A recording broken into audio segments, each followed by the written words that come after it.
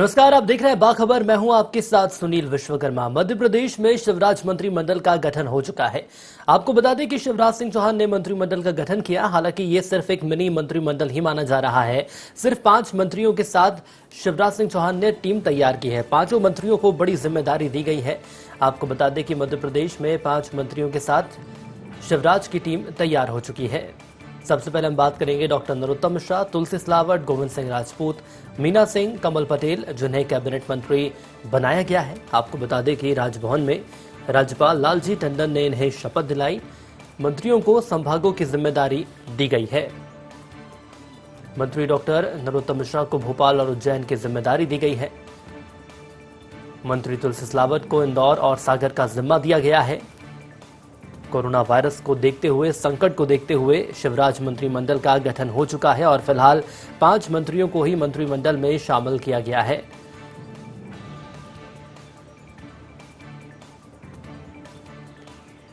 Doctor Narottam Mishra को बड़ी जिम्मेदारी दी गई है। आपको बता दें कि भोपाल की जिम्मेदारी डॉक्टर नरोत्तम मिश्रा को दी गई।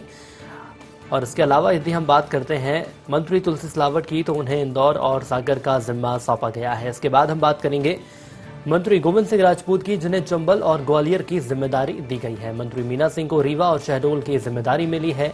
बड़ी जिम्मेदारी इनके कंधों पर है। हालांकि देखना होगा कि क्या रणनीति अख्तियार की जाएगी।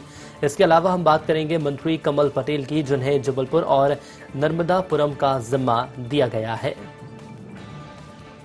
इसके अलावा हम आपको ये भी बता दें कि सिंधिया खेमे के 2 दिग्गज भी मंत्री बने हैं, जिनमें तुलसीराम सिलावट और गोविंद सिंह राजपूत का नाम प्रमुख तौर पर सामने आ रहा है। हालांकि कोरोना संकट के बीच शिवराज मंत्रिमंडल का गठन हो गया है, लेकिन अब देखना होगा कि सूबे के मुखिया के सामने जो चुनौतियां हैं, उन चुनौतियों को पार पाने के लिए क्या रणनीति जमीनी स्तर पर हमें नजर आएगी। क्योंकि जिस तरह से प्रदेश में कोरोना पैर पसार रहा है, कहीं ना कहीं सरकार के लिए बड़ी चुनौती है। चिंता की रेखाएं सरकार के माथे पर है और शिवराज मंत्रिमंडल आखिर कोरोना को कैसे कंट्रोल करता है, ये सबसे बड़ा सवाल है।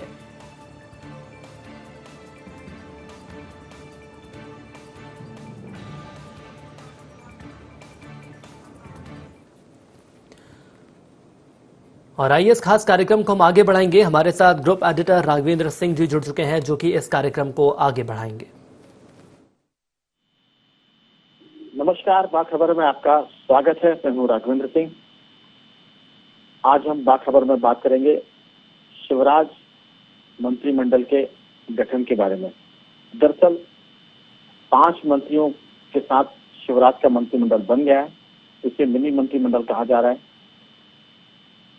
लेकिन हम बात करेंगे कि नई टीम, नई चुनौतियां। दरअसल लोग जानते हैं कि एक जमाने में दिग्विजय सिंह ने जिला सरकार शुरू की थी। हम कह सकते हैं कि कोरोना वायरस के चलते शिवराज सिंह का जो मंत्रिमंडल बना है, उसमें 5 मंत्रियों को 10 संभाग का जिम्मा सौंपा गया है। इस नाते हम कह सकते हैं कि ये नया प्रयोग है और अब जिलों के बजाय संभागों की सरकार। इस पर बात करने के लिए हमारे साथ टेलीफोन लाइन पर जुड़ गए हैं वरिष्ठ पत्रकार राकेश दीक्षित जी।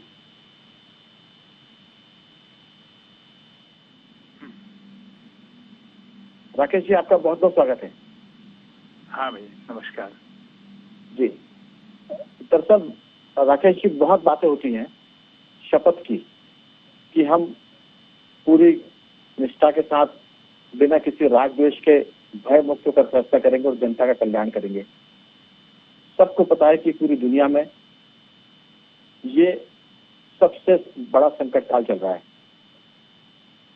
इस सदी का सबसे बड़ा संकट काल, बल्कि सारी सदियों का सबसे बड़ा संकट काल है, क्योंकि देश, दुनिया की आधी से ज्यादा आबादी घरों में है कोरोना वायरस के चक्कर में। इसी के चलते 5 सदस्यीय मंत्रिमंडल का गठन किया गया है। ये भी अपने आप में एक रिकॉर्ड है। लेकिन हम आपसे ये जानना चाहते हैं कि जो मंत्रियों ने शपथ ली है, क्या वो इस संकट काल में अपनी शपथ के एक एक शब्द पर खरे उतरेंगे जो शपथ ली जाती है? क्योंकि इस समय शपथ को पूरा करने का सही वक्त है। आपकी राय? अरे भाई राघवेंद्र जी, संकट का काल होता या ना होता, ये जो शपथ है वो शपथ का जो मजमून है ये परंपरागत तरीके से चला आ रहा है। ये इतना बड़ा हिपोक्रेसी है, इतना बड़ा पाखंड है। जैसे डॉक्टरों की हिपोक्रेट्स ओथ होती है ना, लगभग उसी तरह का है। एक मजमून थमा दिया जाता है जिसे वो मन से बेमन से पढ़ डालते हैं, बिना उसके तात्पर्य को समझे, बिना उसके अभिप्राय को समझे, बिना उसकी संवैधानिक अस्मिता का ज्ञान लिए बस पढ़ डालते हैं। वो कोरोना की बात नहीं है, और कोरोना का संकट ना होता तब भी क्या है, सारे मंत्री, इसकी बात नहीं कर रहा हूँ भारतीय जनता पार्टी या कांग्रेस की, कोई भी मंत्री हो जो शपथ लेते हैं, क्या उस पे अक्षरशः खरे उतरते हैं? नहीं। अब ये आपने जो बात कही है बात सही है कि इस समय संकट में हो सकता है कि एक ऐसी चुनौती का समय है जबकि वो उनकी अंतरात्मा इस बात के लिए झकझोरे कि अब तक जो परंपरा बनी है उसको हम लेटर और स्पिरिट में शब्दशः उसको उतारने के कम से कम कोरोना के संकट में प्रयास करें। जी, ऐसे ही है जैसे आपने कहा कि हम जब कोर्ट पे जाते हैं तो शपथ लेते हैं गवाही देने के पहले कि हम गीता की कसम खाकर कहते हैं कि जो कुछ कहेंगे सच कहेंगे, सच के सिवा कुछ नहीं कहेंगे। हमें लगता है कि आज की जो शपथ है, कम से कम वो शपथ अगर आधी भी पूरी कर ली जाएगी तो कोरोना संकट के मामले में सरकार और प्रशासन अच्छे ढंग से लड़ पाएंगे और जनता को सही मुद्दों पे सही मायने में राहत दे पाएंगे। क्योंकि जो जिलों की सरकार थी वो दिव्य सिंह के समय थी, जब जिला अध्यक्ष को भी सारे अधिकार हुआ करते थे और उस समय कहा था कि जिले की सरकार है ये। अब हम बदली हुई परिस्थितियों में इस संकट काल में शिवराज सिंह चौहान ने एक रास्ता निकाला है सरकार को चलाने का कि 5 मंत्रियों की शपथ और उनके जिम्मे 10 संभाग, क्योंकि उनको कोई विभाग नहीं दिया गया है इसलिए हम माने कि वो संभागों के सारे महकमों के मंत्री हैं। जो भी बात होगी स्वास्थ्य विभाग की, राजस्व की, गृह विभाग की, उन सबकी जिम्मेदारी इन मंत्रियों पर रहेगी। तो हम कह सकते हैं कि संभागों की सरकार है और ये संभागों की सरकार पर इस आपातकाल में वो काम करने का जिम्मा है जिसे कहते हैं कि T20 की भाषा में कहें कि आपके पास 5 ओवर बचे हैं और आपको 50 रन बनाने हैं, तो कम आपके पास अधिकार हैं और जिम्मेदारियां ज्यादा। आपको लगता है कि ये चुनौती हमारे मंत्रीगण पूरी करेंगे? देखिए, अब चुनौती तो है, अब ये करेंगे इसमें तो संशय है, करना ही पड़ेगा उन्हें। सारे लोगों की, पूरे प्रदेश के 8 करोड़ जनता की पूरी उम्मीदें उन पे लगी हैं, क्योंकि इसके पहले एक टास्क फोर्स बना था पार्टी का, उसको लेके बहुत आलोचना हुई थी, बहुत ही जायज आलोचना थी कि ये संकट किसी पार्टी का संकट नहीं है, किसी भारतीय जनता पार्टी या कांग्रेस का संकट नहीं है, पूरे प्रदेश का संकट है। तो आप एक संवैधानिक संस्था को खड़ा कीजिए, मंत्रिमंडल को खड़ा कीजिए, ऐसे लोगों को दायित्व दीजिए जिनके पास संवैधानिक अधिकार है। आपको याद होगा टास्क फोर्स की एक मीटिंग में कैलाश विजयवर्गीय ने सवाल किया था, और बिल्कुल सही सवाल किया था कि क्या टास्क फोर्स के सदस्यों को, प्रशासनिक अधिकारियों को आदेश देने का अधिकार होगा? नहीं होगा, क्योंकि वो उसकी कोई कॉन्स्टिट्यूशनल वैलिडिटी नहीं थी। इस मंत्रिमंडल की कॉन्स्टिट्यूशनल वैलिडिटी है, हम कोशिश कर रहे हैं इससे उम्मीद करना चाहिए। मध्य प्रदेश के मंत्री जो बने हैं कमल पटेल जी, उनको हमारे ऑफिस से टेलीफोन से संपर्क किया जा रहा है। अगर कमल पटेल जी से संपर्क होगा तो हम उससे पूछेंगे। हमारे ऑफिस से उनसे लगातार कोशिश की जा रही है संपर्क करने की। हमारा सिर्फ कहना यह है कि जैसे ही कमल पटेल जी से हमारे फोन से ऑफिस से संपर्क होगा हम उनको लाइन पर जोड़ेंगे और कोशिश करेंगे कि वो जो नई चुनौतियां उनको मिली है उस पर कैसे करेंगे। क्योंकि उसके पहले जो आप बता रहे थे कि कैलाश विजयवर्गीय ने सवाल किया था क्या हमको आदेश देने का अधिकार होगा, यही सबसे खास बात है। क्या ये जो संभागीय मंत्री हैं वो क्या सारे महकमों को अपने संभाग में डील कर सकते हैं? ये आपका सवाल है, लेकिन हम आपके सवाल का जवाब आपसे चाहते हैं। क्या ये संभव हो पाएगा राकेश जी? नहीं, मेरा यही कहना है कि चूंकि अभी इनके पास संवैधानिक अधिकार है, मंत्री हैं, तो ये अधिकारियों को आदेश दे सकते हैं, उनसे काम ले सकते हैं। तो इस नाते मंत्रिमंडल का जो सीमित दायित्व दिया गया है शिवराज सिंह चौहान ने इस कोरोना के संकट के आपातकाल के समय में, ये एक सही कदम है। लेकिन ये मंत्रियों की जिम्मेदारी है कि वो बजाय इधर उधर की अपनी नेतागिरी या राजनीति करने के सिर्फ फोकस रखें एक ही बात पर, इस अभूतपूर्व संकट पर। ये ऐसा संकट ईश्वर न करे कभी किसी को देखना मिले, ऐसे संकट पे सिर्फ और सिर्फ इस बात पे फोकस रखें कि किस तरह से इस मुसीबत से सामना किया जाए। राकेश जी फोन लाइन पर कमल पटेल जुड़ गए हैं, मंत्री कमल पटेल जी। कमल जी आपका बहुत बहुत स्वागत है। राघवन भाई, आपका भी धन्यवाद, स्वागत। और आपको बहुत सारी शुभकामनाएं और बधाई है कि आपको जो दायित्व मिला है उसको आप पूरी शिद्दत से पूरा करें और सफल हों। लेकिन हमारा सवाल है कि एक जमाने में आपको याद होगा कि जब दिग्विजय सिंह की सरकार थी तब जिला सरकारें बनी थी और ये कोरोना काल के चलते मजबूरी में सही 5 मंत्रियों को संभागों का एक तरह से प्रभार दिया गया। वो संभागों की सरकार है। आपके जिम्मे माने जबलपुर संभाग है और होशंगाबाद नर्मदा संभाग। आपको लगता है कि आप इन दोनों संभागों को कोरोना वायरस के चलते ठीक से कंट्रोल कर पाएंगे? क्योंकि यहाँ बहुत सारी समस्या है, यहाँ प्रशासनिक भी है, स्वास्थ्य संबंधी भी है और रेप की समस्या भी है। आपकी क्या रणनीति रहेगी?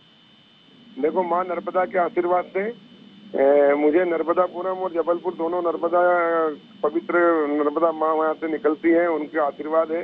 उन्हीं की कृपा से हम इसको समस्या का निराकरण करेंगे। अभी हमारा फोकस जो है पूरी तरह कोरोना पर रहेगा और किस प्रकार हम कोरोना पर विजय प्राप्त करें, कोरोना को पूरी तरह नियंत्रित करें, खत्म करें, उसके लिए लगेंगे।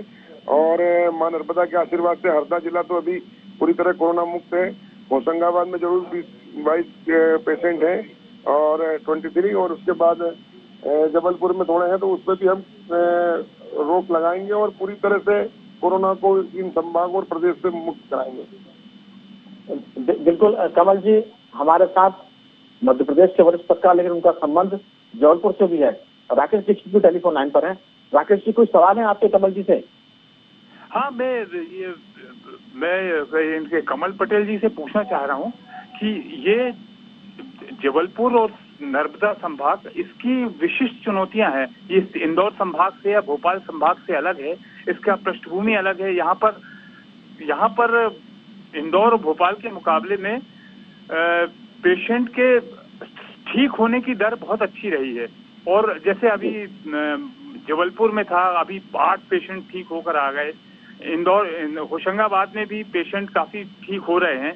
तो अब इनकी स्ट्रेटजी क्या होगी? ये इंदौर और भोपाल से अलग रहेगी? इस पे इनका जोर जो मरीज ठीक हो रहे हैं उन पर ज्यादा रहेगा या जो मरीज आ रहे हैं उन पर रहेगा? पीपीई किट कितनी उपलब्ध कराएंगे वहाँ के लोगों को, प्रशासन को किस तरह से वो सारी स्वास्थ्य संबंधी सुविधाएं दिलाएंगे? इस पे कैसा जोर रहेगा, इसमें मैं पूछना चाह रहा था। जी कमल जी, आपकी क्या रणनीति रहेगी? हम इसको 5-6 स्टेज के अंदर करेंगे। पहले तो ये कि कितने पेशेंट हैं उनको पहले हॉस्पिटलाइज करें, आइसोलेशन वार्ड में जरूरत है तो उनको रखें, उनका इलाज करा के उनको स्वस्थ रखें। उनके संपर्क में जो लोग आए हुए हैं उनकी चिन्हित करते हुए उनको क्वारंटाइन करें और उनके बाद में उनका उपचार करें और नए कोई पेशेंट ना आए। और इसलिए हमने पूरा सभी जिलों के प्रशासनिक अधिकारियों के साथ मिलकर और स्वास्थ्य सुविधाएं अच्छी से अच्छी उपलब्ध कराएं और लोगों में जागृति आए और लोग जो है लॉकडाउन का पूरी तरह पालन करें, घरों में रहें और सामाजिक जो दूरी है वो रखें। तो निश्चित रूप से हम इस पर काबू पाएंगे और विजय प्राप्त करेंगे। और निश्चित रूप से अभी 1 माह के अंदर जनता बहुत जागरूक हुई है, जनता का बहुत सहयोग मिल रहा है और जो भी सुविधाएं लगेगी चिकित्सा के लिए, जो सामग्री लगेगी वो हम पूरी उपलब्ध कराएंगे और किसी भी प्रकार की कोई कमी कोरोना से लड़ने में नहीं आने देंगे। कमल जी, एक बात और थी, हमने आपकी चर्चा से पहले इसको टीवी पर कहा भी था कि जिन बातों की शपथ लेकर मंत्री बनते हैं, ये मौका है उस शपथ को शब्दशः लागू करें, क्योंकि ये संकट काल है और खाली भारत में नहीं पूरी दुनिया में कोरोना वायरस का संकट है।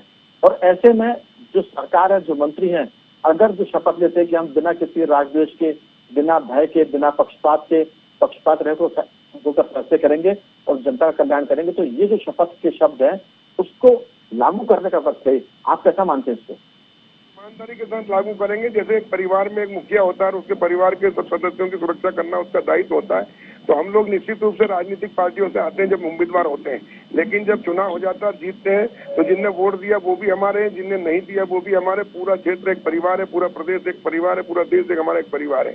और परिवार के किसी भी सदस्य पे कोई संकट आता है तो हमारे पूरे परिवार पे आता है। इसलिए परिवार के प्रतिनिधित्व करने के कारण कह लो, मुखिया के कारण कह लो, हम सब मिलकर पूरे परिवार को सुरक्षित रखने की जिम्मेदारी हमारे ऊपर है, हमारे कंधों पे है। हम उसको ईमानदारी के साथ, सबका साथ, सबका विश्वास और सबका विकास करते हुए करेंगे। कमल जी, एक और आखिरी सवाल था आपसे कि आपके होशंगाबाद से लगा हुआ सीहोर जिला है, बुधनी उसकी तहसील है और वो मुख्यमंत्री का क्षेत्र भी है। मुख्यमंत्री के क्षेत्र में, शिवराज सिंह चौहान के क्षेत्र में कोरोना वायरस के शिकार लोग मिले हैं। 2 दिन पुरानी बात है।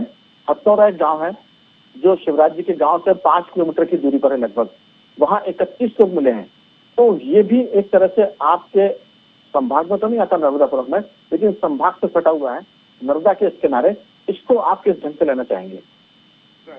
पूरा प्रदेश एक परिवार है, लेकिन ये जो बीमारी है इस तरह की अदृश्य बीमारी है कि अगर एक व्यक्ति को पॉजिटिव आ गया और उसको पता ही नहीं, और वो अगर बाहर से, इंदौर से या दूसरे प्रदेश से कहीं से या वहां से संपर्क में आके आ गया, और वो जितने लोग संपर्क में आता है इसलिए वो उनको भी हो सकता है।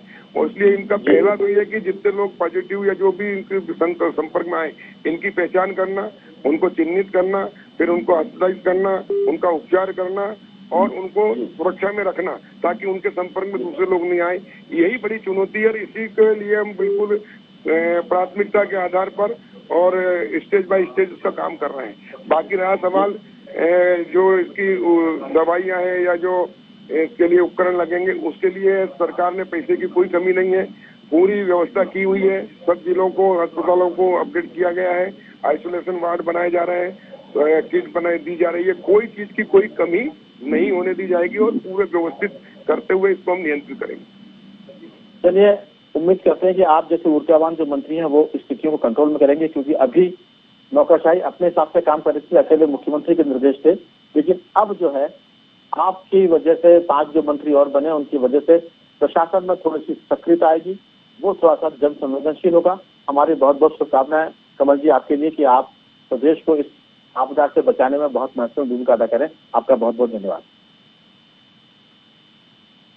तो अभी यहाँ आप सुन रहे थे कि किस तरह से जो नए मंत्री बने हैं कमल पटेल जी, वो पुराने तजुर्बेकार हैं।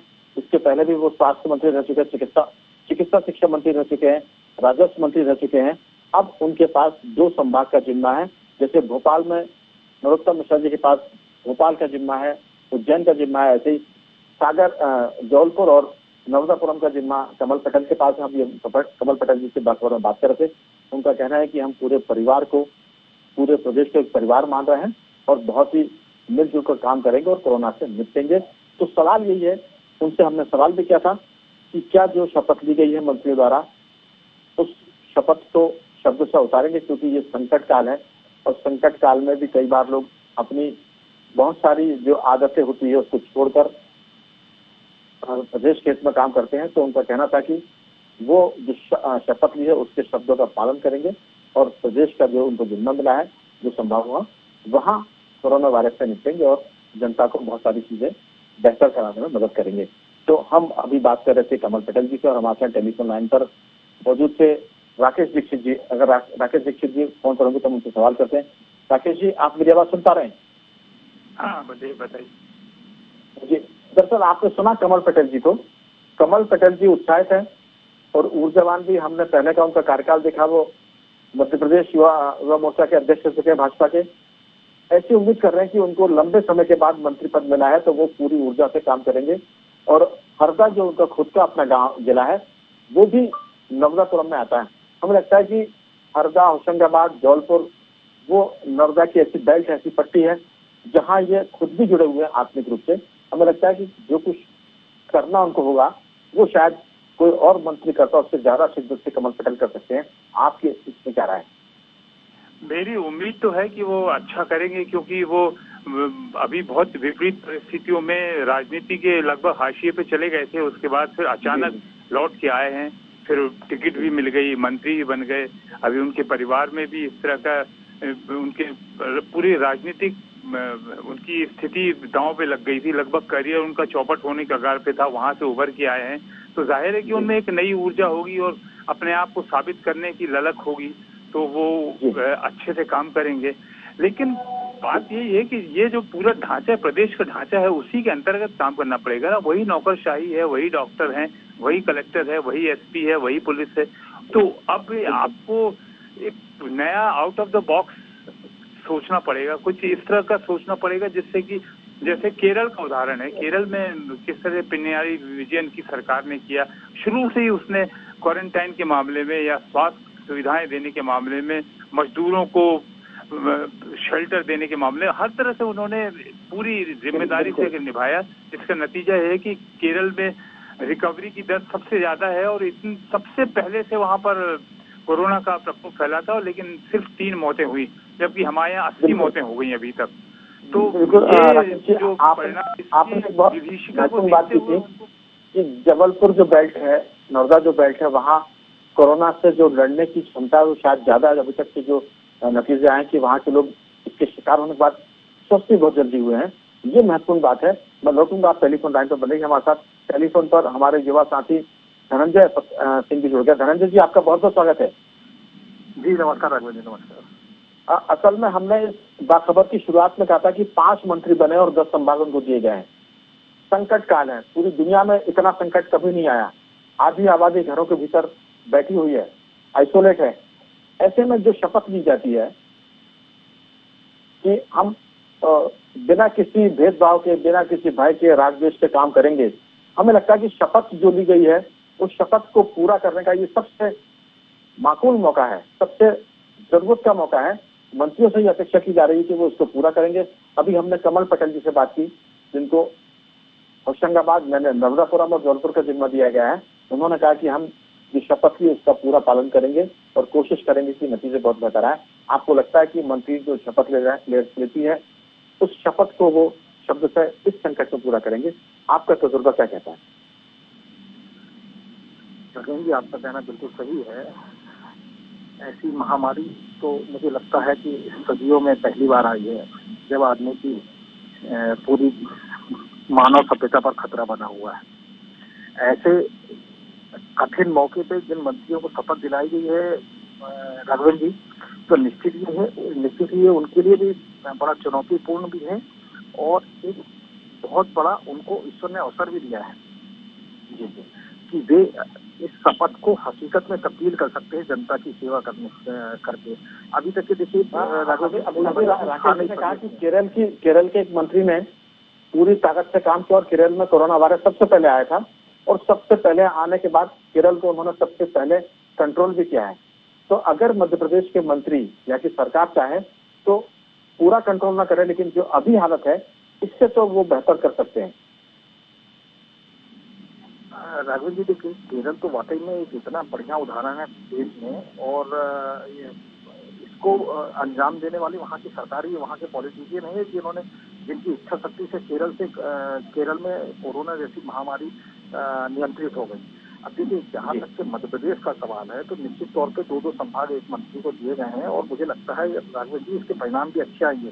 देखिए, जो सियासी उथल पुथल चली पूरे मार्च भर में और उसके कारण मध्य प्रदेश में कोरोना को पैर पकड़ने का पूरा अवसर मिला। उसके बाद में 23 मार्च को शपथ जरूर दी शिवराज सिंह ने, लेकिन पूरा आप देखिए कि तब तक के कोरोना भोपाल और इंदौर तो बड़े हॉटस्पॉट बन गए थे।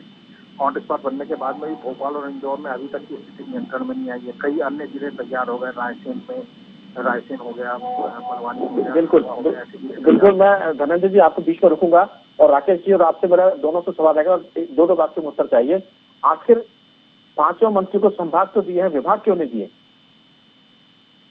अभी विभाग की जरूरत। राघवेंद्र जी मैं बोलूं? जी आपसे सवाल। जी अच्छा, मैं कह रहा हूँ अभी विभाग प्राथमिकता नहीं है, अभी कोरोना प्राथमिकता है। अभी जी इसका महत्व नहीं रखता कि किसके पास स्वास्थ्य विभाग है, राजस्व विभाग है या कोई और विभाग है। अभी तो सारा समेकित रूप में मिलकर सबको काम करना है। इसलिए ये ठीक ही है कि अभी संभाग दिया है, विभाग तो बाद में बटा जा सकता है। बिल्कुल मैं धनंजय से पूछता हूँ। धनंजय जी, अभी संभाग तो दिए, विभाग नहीं देने के कुछ नफा नुकसान है क्या? नहीं देखिए, कोई नुकसान नहीं है राघवेंद्र जी। मंत्री तो मध्य प्रदेश शासन का होता है ना, उसके लिए विभाग की सीमित जिम्मेदारी होती है। चलिए बाकी दोनों साथियों ने बहुत संक्षेप में सारगर पे उत्तर दिया कि विभाग से कोई फर्क नहीं पड़ता, संभाग दिए और समेकित यानी काम करने की जरूरत है मिलजुल कर। आप दोनों मेहमानों का बहुत बहुत धन्यवाद कि आपने IND24 से चर्चा की। हम कमल पटेल जी का भी साधुवाद करते कि उन्होंने चर्चा की। हम बाखबर के संघ को समेट कर आते हैं बाखबर के अंतिम रंग की तरफ। आपको हम बता दें कि इस बार जो कहानी हम पढ़ेंगे या बताएंगे वो दुनिया में पूरी जिंदगी फ्यूज हो रही है, लेकिन भारत के वैज्ञानिकों ने इस फ्यूज होती जिंदगी में भी एक नए रंग का मैंने एक तरह से आविष्कार किया, वो ये कि एलईडी लाइट अब फ्यूज नहीं होगी। इसके बारे में विस्तार से हमारे साथी आपको बताएंगे, सुनील विश्वकर्मा, कि ये जो शोध हुआ है उसके बारे में कि किस तरह से बाखबर के अंतरंग रंग में आपको हम बता रहे हैं एलईडी बल्ब अब फ्यूज नहीं होंगे, बताएंगे इसके बारे में। जी, हमारे साथ जुड़ने के लिए आपको बहुत धन्यवाद। तमाम जानकारी आपने हमारे साथ साझा करी, इसके लिए आपका बहुत धन्यवाद। और चलिए अब अगले रंग की तरफ चलेंगे। हम आपको बताएंगे कि एलईडी बल्ब अब फ्यूज नहीं होगा। अब आपका एलईडी बल्ब फ्यूज नहीं होगा, आखिर कैसे, ये जानते हैं। Indian institute of technology Madras से मटेरियल साइंस में शोध करने वाले युवा हंसनाथ तिवारी ने ऐसी तकनीक विकसित की है जिससे एलईडी की लाइफ और चमक वर्तमान की अपेक्षा 4 गुना और ज्यादा बढ़ जाएगी। मूल रूप से उत्तर प्रदेश के गोरखपुर के रहने वाले हंसनाथ की इस खोज को अंतर्राष्ट्रीय शोध पत्रिका journal of solid state chemistry ने नई खोज के रूप में प्रकाशित किया है। वर्तमान में ग्वालियर के माधव इंस्टीट्यूट ऑफ टेक्नोलॉजी में हंसनाथ असिस्टेंट प्रोफेसर के पद पर कार्यरत भी हैं। आपको बता दें कि परिवार के सदस्य रांची के रातू रोड में रहते हैं। हंसनाथ ने अपनी पढ़ाई गोरखपुर से ही पूरी की। अपने शोध कार्य के तहत उन्होंने अकार्बनिक रसायन से विभिन्न प्रकार के सिरामिक मटेरियल के सिंथेसिस एवं उनके ऊपर मोनोक्रोमेटिक लाइट के प्रभाव का अध्ययन किया। यह मुख्य रूप से एलईडी के निर्माण में उपयोग में आने वाला मटेरियल है। किसी भी सफेद प्रकाश का उत्सर्जन करने को एलईडी को मुख्यतः 2 तरीकों से बनाया जाता है।